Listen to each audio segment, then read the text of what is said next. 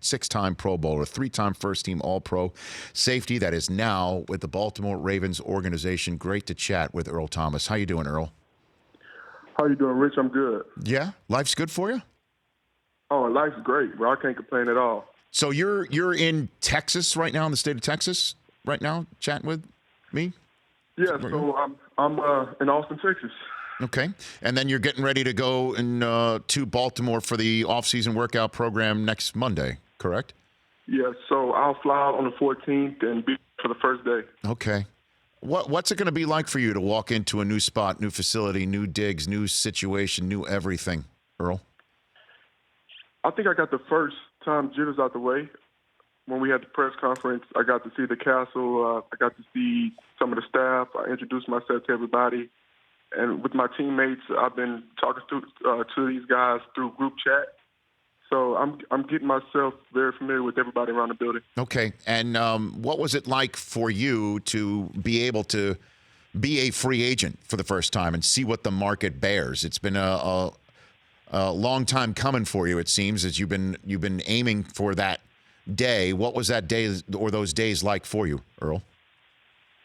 Free agency was very weird. Didn't really know where I would end up. Was trying to see what my value was out there, and I really thought I was going to go to Kansas City. I had committed there on a one-year deal worth like $12 million, and like the next morning I woke up, my agents called me and told me I had a better offer with the Ravens. So I definitely took that offer real quick. So interesting. It looked like you were going to wear red and play in the AFC West, and suddenly the Ravens Correct. just swooped in. Did you have any meetings with the Ravens at all? Well, I didn't have any meetings with the Ravens, and I actually had got off the phone with Andy Reid the night before I found out the news about the Ravens.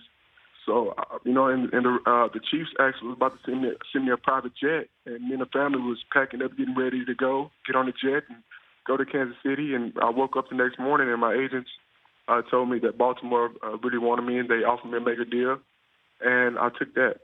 Now, obviously, in terms of contractual dollars, you had 55 million reasons to make an awkward phone call to the Kansas City Chiefs. But did you do that personally, or did somebody communicate to them, sorry, we appreciated that, but we're going to Baltimore?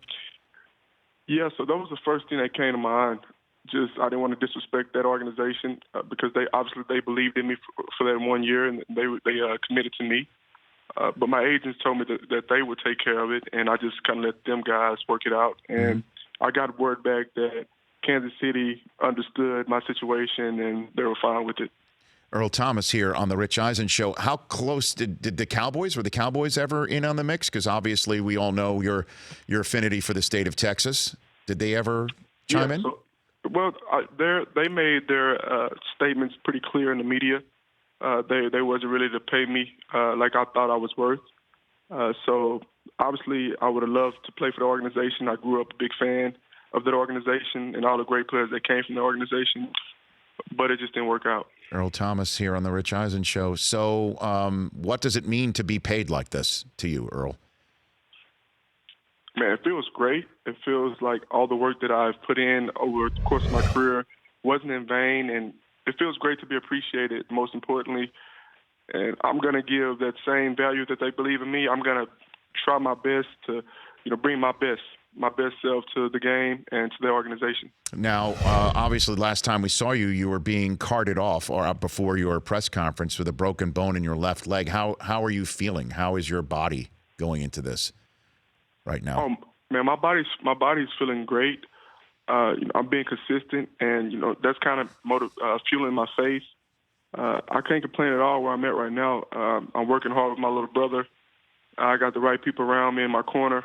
I think I'm making all the right decisions with my diet, and I have a chef that came in. So I feel pretty good where I'm at right now. What's your diet, Earl? Maybe I need this. Maybe I need to get on this. You know what? I don't even want to say diet. I want to say I feel like my meals are very proportional. Okay. I'm not overeating. When I lived in the country in Orange, Texas, we used to have barbecue family reunions for no reason. Everybody come to the house, and I just overeat and drink a lot, and okay. I just kind of cut that out. Okay, so you're just focused. You're lean, mean, ready to come downhill in the AFC North fighting machine. Is essentially what you're saying. Right. definitely. So I gotta express to you something that so many of my friends who have been rooting for you for a decade, it breaks their Seahawk hearts that you are not there anymore, Earl. And I'm wondering what your feelings towards your former organization are right now as you're getting set to embark on a new journey. Yeah, my feelings towards the organization at the time, I was very heated, very frustrated. But when you look at the blessing that the Ravens organization has believed in me and gave me this mega deal, I put all that stuff behind me and started to focus immediately on my new teammates and the Ravens organization. But obviously, everything that we've been through, everything that I gave to that team, I felt kind of disrespected. But I know it's a business. I know they got other guys they need to pay, like Russ, Frank Clark, Bobby, and they're very deserving as well. Well, I mean, Bobby Wagner is one of the greatest players that nobody talks about in the league. And I'm wondering, do you look back and think that there was a Super Bowl or two left on the table in that town, Earl? Well, obviously, the game that we lost to Tom and the Patriots, that was right in our grips. But I realized that I played with some great guys, and Bobby was definitely one of them. I really didn't realize how great he was playing with him because we're scrambling, trying to, be the best we can be. And, you don't sit back and, understand, like, man, this guy's the best middle linebacker in the league. So, now that I've kind of stepped away from the team and, had time to reflect on it, I'm very grateful, just for the time that we had. Yeah, I know. I mean, you talk about one of the greatest defenses of all time. Your defense certainly for a few years there would be up with it. Just a couple more questions on your former team before we turn the page to the here and the now one more time. That loss in the Super Bowl, so much has been made by some of your former teammates that the team never got over it. Is that a fair assessment in your mind, Earl? Yeah, it's a very fair assessment. So, you need everybody on the same page, and we never really got back on the same page. But we still played some great football, but we just didn't play to our best ability because I feel like we just wasn't connected the right way. When you're trying to win championships, you need everybody on the same page, and we just didn't get there. Okay, and last one for you: do you ever envision a time potentially where you sign a one-dayer maybe with Seattle and retire a Seahawk, Earl? I know, again, there's so much football left. You haven't even played a down for the Ravens yet. Is that something you'd even think about? Yeah, I envision myself retiring as a Seahawk. I would never burn a bridge there. I still love my teammates. I definitely see myself signing maybe a one-day deal, and hopefully they'll hang my jersey in the Raptors. Okay. Earl Thomas here on the Rich Eisen Show. What'd you make of the news recently that pass interference, offensive and defensive, is now a reviewable penalty in the NFL? Do you like that idea, Earl? I think it's a great idea, especially in the playoffs, because when you look at that game, the Saints and the Rams, that was a blown call. But as a defensive player, I appreciate calls like that. But as an offensive player, they don't appreciate stuff like that. So they definitely need a review. So you're not concerned in any way that in the last 2 minutes of a game, anything can be called pass interference or looked at? Because that's one of the biggest. I just want it to be called fair. That's it. Right is right, wrong is wrong. I want the officiating to be called fair. If it's a penalty, it's a penalty. But if it's not, you got to take it away. Okay. And I know Richard Sherman is like, he's been pounding the table, Earl. I don't know how well you've been paying attention to Twitter and or how often you speak to Richard. He wants. That's not surprising. Okay, but he's been pounding the table that he wants the same intensity on offensive pass interference than defensive. Yeah, we want it to be even playing field because everybody knows it's an offensive league, and what Sherman is basically saying, we want it to be called even. Like everybody want to see touchdowns. Everybody want to see somebody get moused. So we want the same, we just want a fair shot. That's it. Okay. Well, look, I'm glad. How's your family? How's your family doing? The kids? The fam's good. Everybody's good, man. We just moved in. We got settled in our new house. Yeah, we're happy. How many kids do you have? I have 3. Okay. What are their ages? So I have a 1-year-old, I have a 2-year-old, and a 6-year-old. Wow. So there's lots of challenge flags being thrown in the Thomas household.